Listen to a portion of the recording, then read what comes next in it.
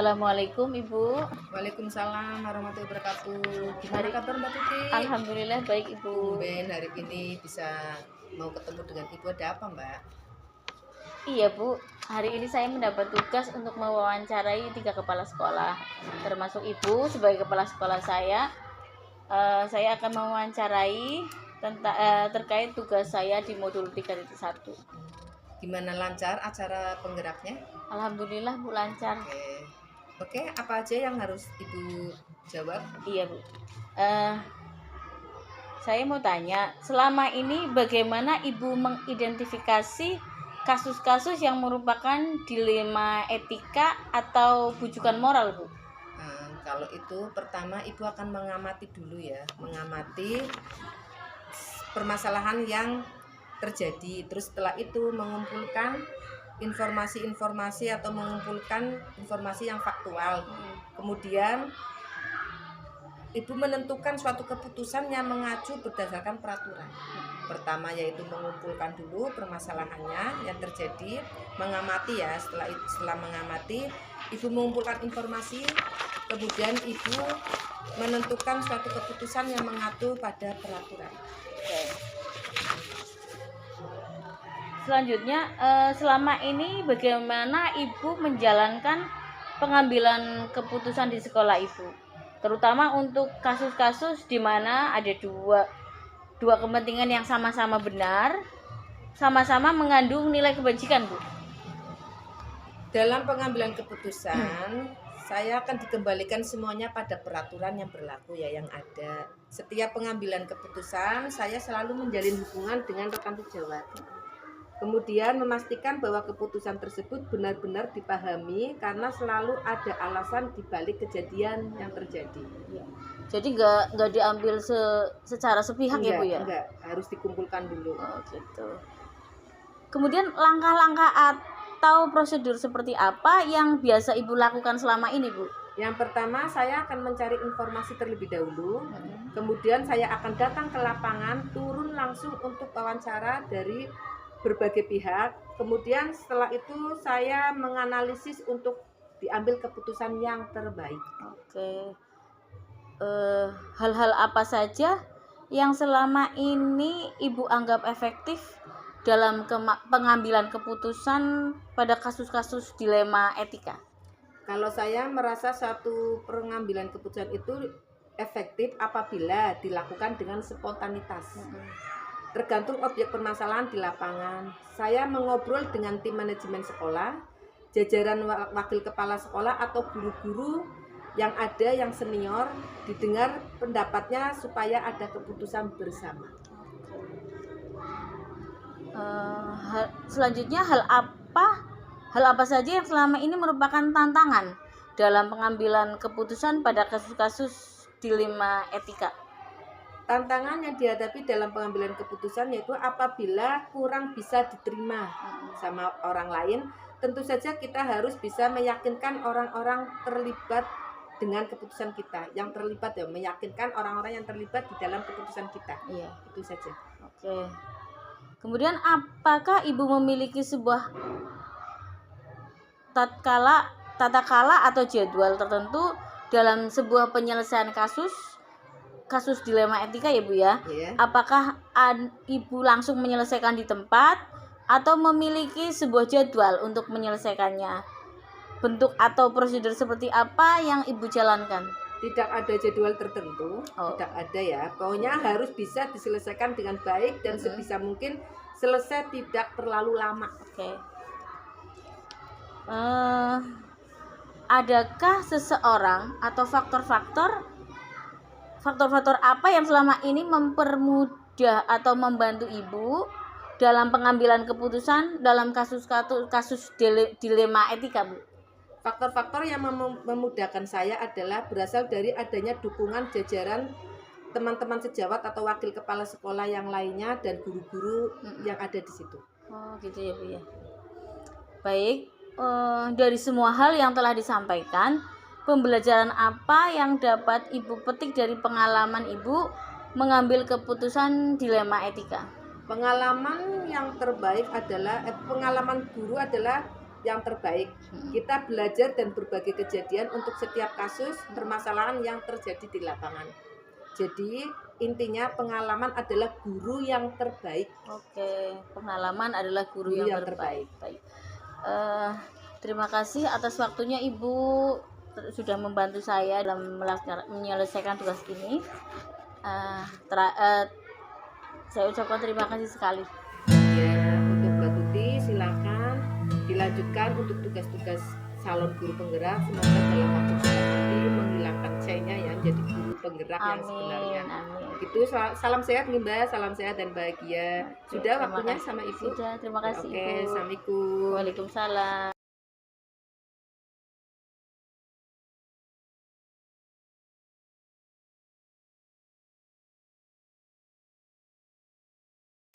Assalamualaikum Pak Himan. Waalaikumsalam. Gini Pak, saya minta waktunya untuk jenengan kepada jenengan bahwa saya ini dapat tugas untuk wawancara kepala sekolah di tugas modul 3.1 untuk mewawancari kaitannya dengan kasus-kasus yang ada di sekolah. Bapak. Silakan monggo. Terima kasih waktunya. Apa kabar Pak? Sehat? Alhamdulillah sehat. Mbak Tuti sehat? Alhamdulillah sehat sekali. Gini Pak, Iya. saya mau tanya, selama ini bagaimana Bapak dalam mengidentifikasi kasus-kasus yang merupakan dilema etika atau bujukan moral Pak? Iya. Dilema etika atau bujukan moral itu memang kadang-kadang sering muncul di kegiatan-kegiatan kita. Kadang-kadang ada yang sifatnya memang menjadi tantangan tersendiri menurut saya. Ini kebetulan saya baru 7 bulan lebih di sekolah ini. Nah, awal saya datang tentunya saya melihat dulu kebiasaan yang sudah ada di sekolah ini, kemudian saya kumpulkan, saya identifikasi mana yang menurut saya itu memunculkan terjadinya bujukan moral itu. Ya, tentunya banyak kebijakan-kebijakan yang harus dipertimbangkan oleh kepala sekolah agar keputusan untuk melaksanakan suatu kegiatan itu bisa terlaksana sesuai dengan aturan, dan dalam hal bujukan moral itu tidak terjadi permasalahan di belakangnya. Baik Pak, selama ini bagaimana Bapak menjalankan pengambilan keputusan di sekolah, terutama untuk kasus-kasus di mana ada dua kepentingan yang sama-sama benar atau sama-sama mengandung nilai kebajikan Pak? Tentunya skala prioritas dulu. Jadi kalau misalkan ada dua kepentingan sama-sama benar, sama-sama membutuhkan, pastinya ada yang lebih kita prioritaskan. Iya, betul. Akan tetapi patokannya tetap kita harus sesuai dengan aturan. Jangan sampai kita karena melakukan kebiasaan, ya, jadi ada istilah itu, jangan kebiasaan itu menjadi sesuatu yang dilumrahkan, karena kebiasaan itu belum tentu sesuai dengan aturan. Jadi bujukan moral itu nanti sebagai tantangan kita harus selalu melihat aturan. Kemudian kalau ada dua kepentingan ya kita lihat yang skala prioritasnya harus kita dahulukan dulu.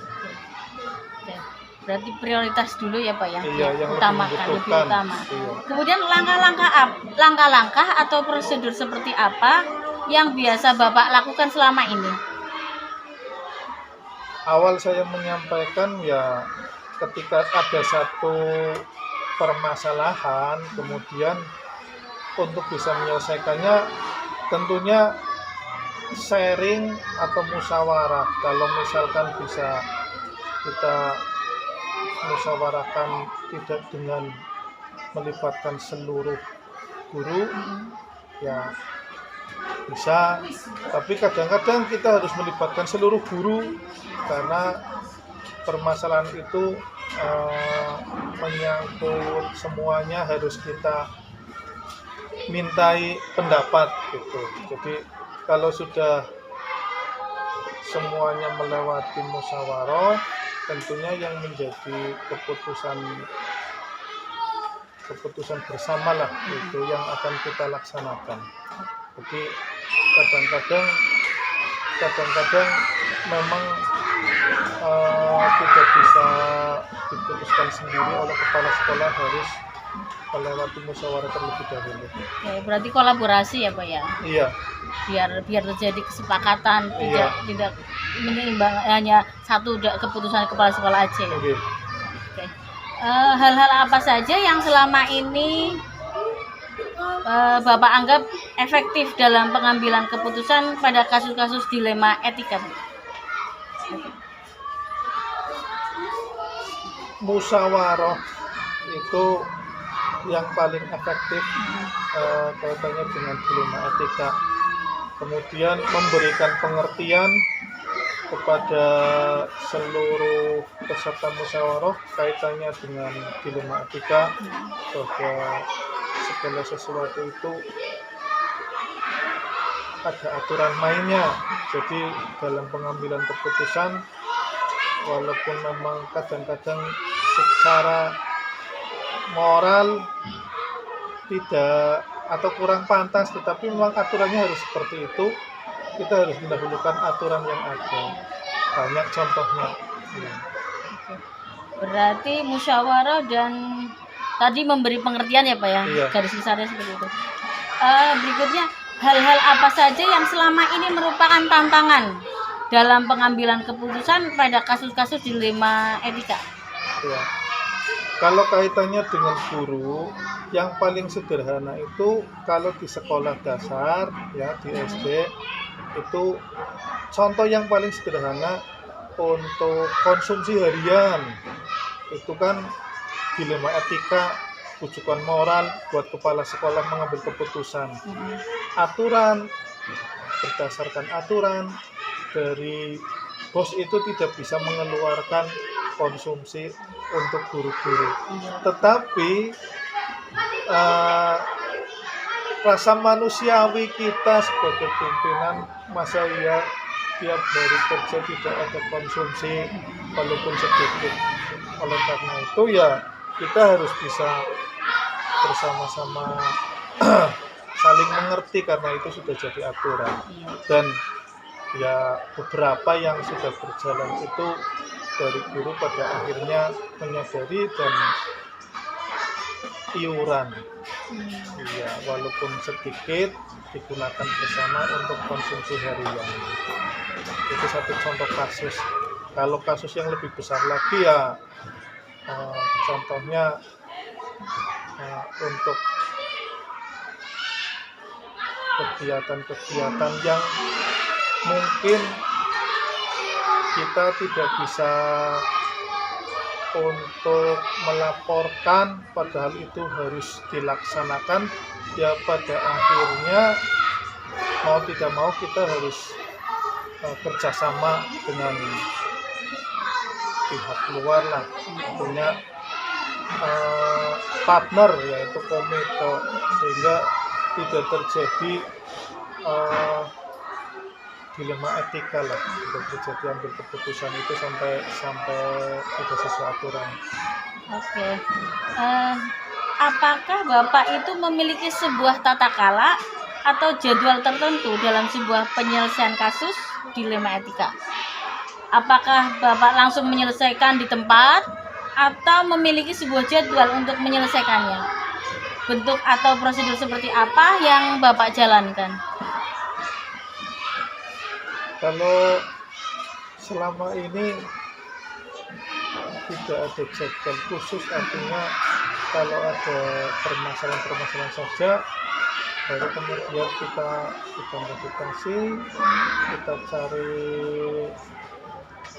permasalahannya, lalu kita cari jalan keluarnya. Jadi tidak ada jadwal pasti lah, tergantung adanya permasalahan apa tidak. Berarti nggak ada jadwal khusus, cuman itu permasalahan itu langsung diselesaikan oleh Bapak apa dimusyawarahkan? Kalau bisa diselesaikan sendiri ya diselesaikan sendiri. Kalau harus musyawarah dengan warga yang lain ya kita musyawarah. Adakah seseorang atau faktor-faktor apa yang selama ini mempermudah atau membantu Bapak dalam pengambilan keputusan dalam kasus-kasus dilema etika? Ada, yang jelas guru-guru senior itu saya jadikan sebagai narasumber untuk membantu saya menyelesaikan masalah-masalah yang berkaitan dengan rujukan moral. Oke. Baik, untuk dari semua hal yang telah disampaikan, pembelajaran apa yang dapat Bapak petik dari pengalaman Bapak mengambil keputusan dilema etika? Ya. Jadi pembelajaran yang paling utama adalah bahwa tiap instansi, kebetulan kami di Satuan Pendidikan SD, kemungkinan besar punya permasalahan dilema etika atau rujukan moral, sehingga pada saat kita menghadapi satu tugas di satu tempat, kita harus yang pertama mengidentifikasi permasalahan-permasalahan yang sering muncul. Ya, memang yang paling riskan ya yang dihadapi itu kalau yang berkaitan dengan rujukan moral. Jadi itu harus diidentifikasi supaya mulai kita tata, mulai kita ya perbaiki, barangkali ada yang tidak sesuai aturan. Kalau misalkan bisa berjalan sesuai dengan aturan ya syukur, kalau tidak bisa berarti tantangan kita untuk bisa menyelesaikan masalah itu. Oke Mbak, kiranya untuk wawancara sudah selesai. Saya mengucapkan terima kasih atas bantuannya hari ini. Ya, sama-sama. Barangkali jawabannya tidak puas ya, karena kemampuan